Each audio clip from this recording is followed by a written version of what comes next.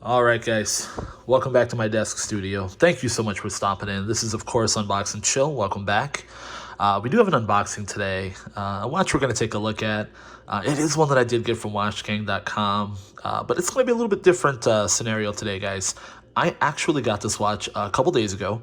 I did size it, I wore it for 2 days, and so while I am going to do the unboxing like I normally do, and I'm going to show you guys essentially, what it looks like when it comes in the box and what comes with it and that whole experience like I normally do, I also want to offer a bit of my opinion just because I've worn it for 2 days. And this may or may not be controversial. I kind of want to know what you think. We'll get your opinions in the comment section below, okay? As I get my desk ready here, I do want to say at the top of the video, hit that subscribe button. We're moving along very well. I think we just crossed over 270 subscribers or something, somewhere near there. Like I said, if you can hear my voice, be the cool guy, be the cool girl. Don't treat me like the side chick. Hit that subscribe button. Let's make it official, okay? All right. So we'll get into a wristwatch check, okay? So we've got the Nethuns. This is the Nethuns. I always go back and forth with that. This is the Scuba 500, okay? It did come on a rubber strap, and I threw on an engineered bracelet because I just thought that it just looks so much better with that. So I'll drop that in the comment section below, so you can see that unboxing. You can take a look at it. I did unbox that maybe a video or two ago. I think it was 2 videos ago. But that's what I'm rocking today. So I've got the Nethuns Scuba 500. So you see that you got that nice green hand. Making a nice smooth sweep there, so with that Seiko NH35 movement. So, all right, so let's get to today's unboxing, okay? So now I am curious here. I'd like everyone's opinion. Like I said, if you could drop it in the comment section below about an homage. I'm curious as to what everyone's opinion on this is. It seems that there are some people that are extremely vehemently against homages. And then you have some people who who say, hey, listen, why not? Many of these watches are extremely expensive to get into. So, if you can get a nice inoffensive homage, I mean, we don't support, we don't support any fakes or anything like that. But, if something's just a nod to, obviously, a much more iconic piece, I personally don't see anything wrong with that. So, let's get into the watch, okay? Well, enough with the preamble. So this is the iconic. I'm not entirely sure. This is a watch that I did get from WatchGang.com. Okay, so it was on their wheel, somewhere around the 3rd tier or so. And like I said, this is the iconic. That's what they've got out here, and it did come in this leather. It's not leather, actually. It's like a canvas. It did come in this canvas travel pouch, which is actually kind of pretty nice. It's pretty durable, pretty hard. And the thing that I liked about it when I got it is that I was trying to see if it says iconic on the zipper here, but it does not. So they did just have it stitched on here. So as we open it up here, we're gonna grab out the warranty card here. So you've got the iconic, as you can see there. We'll take that out of the plastic. So you've got the iconic here, the warranty card.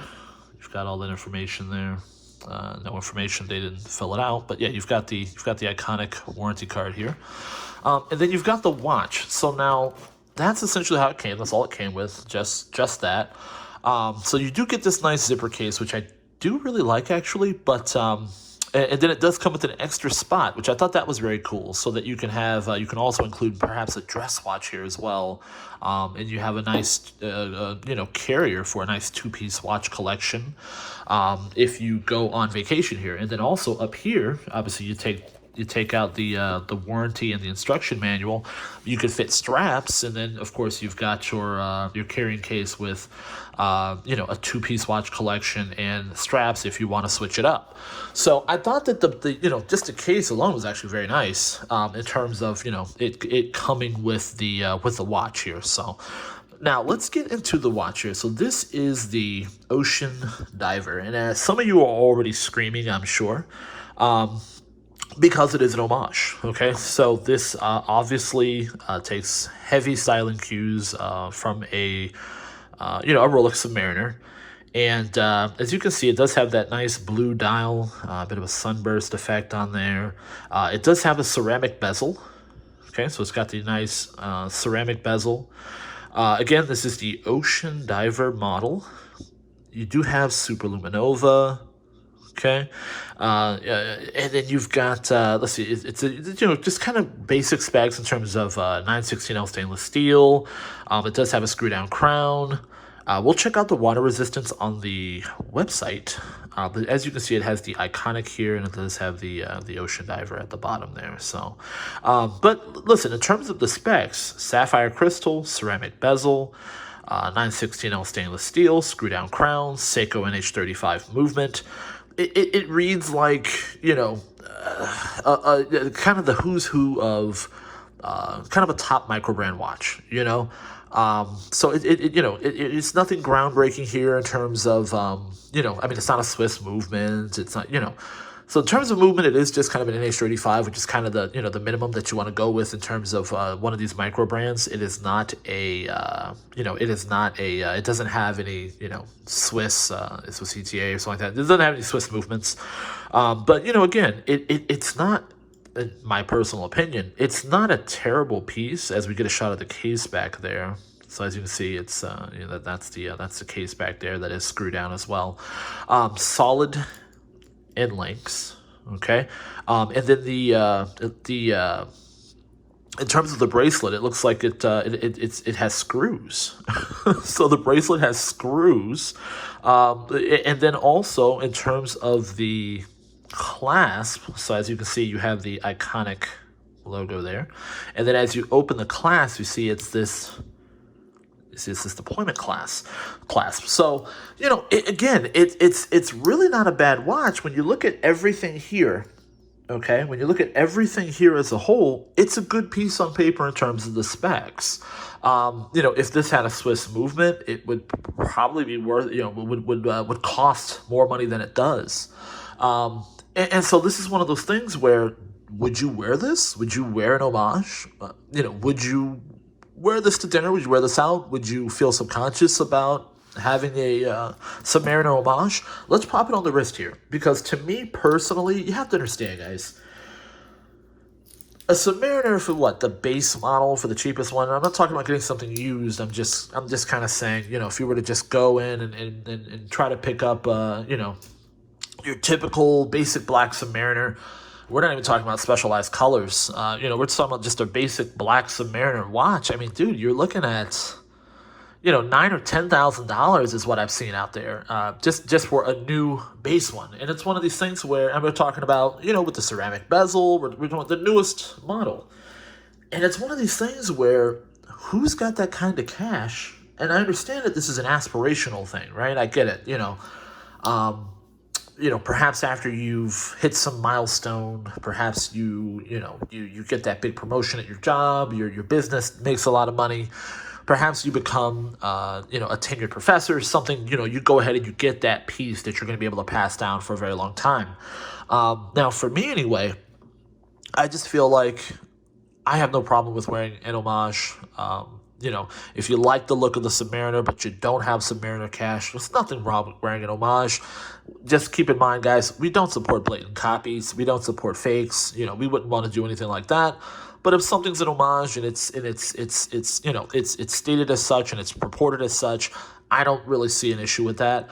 And I will say also that it's nice to kind of experience what this feels like, because it has a lot of the feeling and the dimensions of what a Submariner would be, but it's just not without the price tag. So it kind of lets you know what's going on. You can get ready for when you do get there. And then I think your goal, or at least my goal is, as I'm working as hard as I can every day, is to eventually replace it.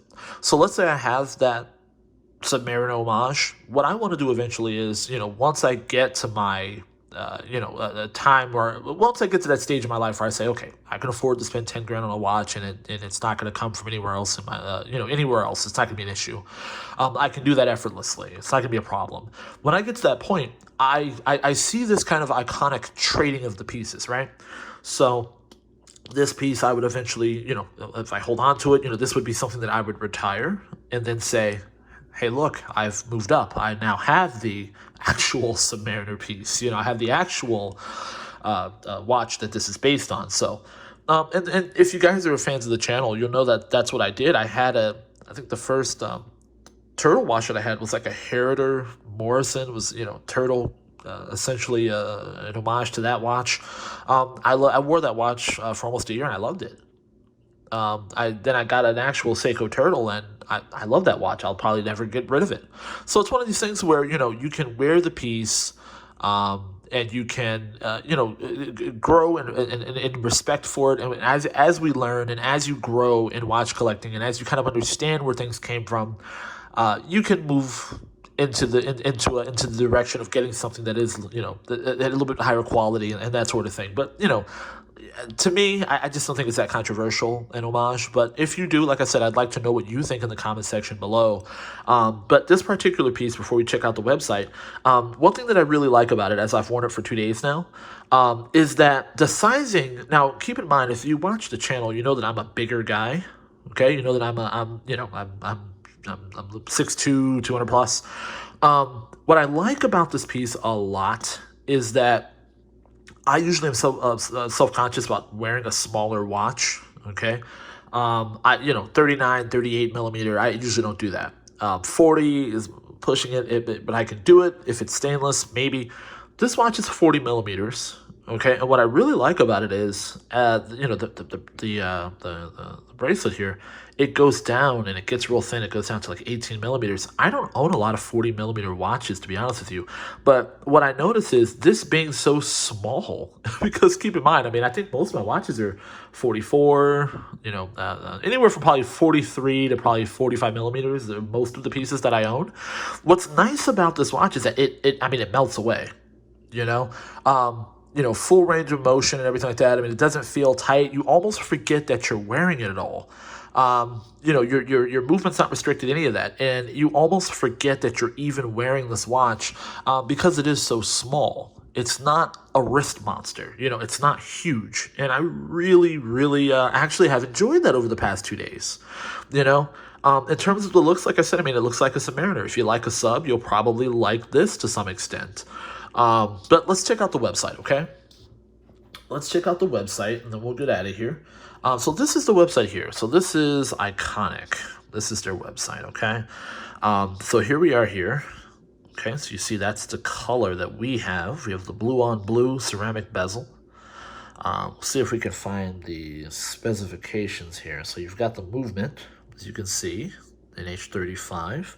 You've got the case here, like I said, 316L stainless steel. That's the thickness of the case, 13 millimeters.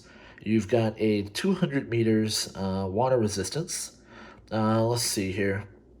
You've got, polished and brushed finish, sapphire glass. It does have an anti-reflective coating on it. Let's see here. As you can see, 40 millimeters, as I said earlier, in terms of the case size. So you got the blue ceramic bezel. You've got white numbers, 120 click bezel. So like I said, all of this is just kind of standard. Just kind of standard in terms of. In terms of what you're going to get from a halfway decent micro brand watch. I was going to say micro brand watch, okay? But like I said, I think it makes for a nice piece. I think it makes for a nice fun piece, especially with the blue. I really like the blue color that's on here. But again, if you can't afford to go and drop $10,000 on a watch, I don't think you should be locked out of that particular style. You just pick up something like this, you're good to go. And then, like I said, your goal, or at least my goal, should be, eventually, I would like to own some version of Rolex, but I think that's something that you aspire to. Let me know what you think in the comment section below. If you're the kind of person who says, hey, listen, I'm okay with homages, let me know what you think. Sound off in the comment section below. If you don't like homages, let me know what you think. Sound off in the comment section below. Hit that like button for the YouTube algorithm. I can't wait to hear from you guys. Thank you so much for watching. This has been Unbox and Chill.